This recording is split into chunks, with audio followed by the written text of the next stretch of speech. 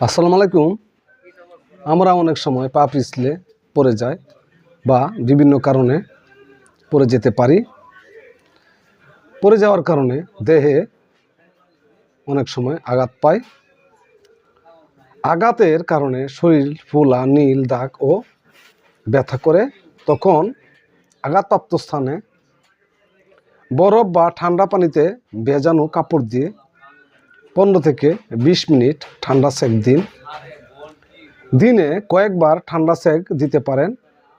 ব্যথা পাওয়া অংশ নড়াচড়া করবেন না।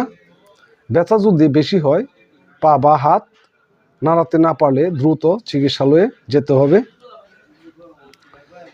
দৈনিক যুগান্তর পত্রিকার অনলাইন থেকে আলোচনা করছি। আমরা বোতা জিনিসের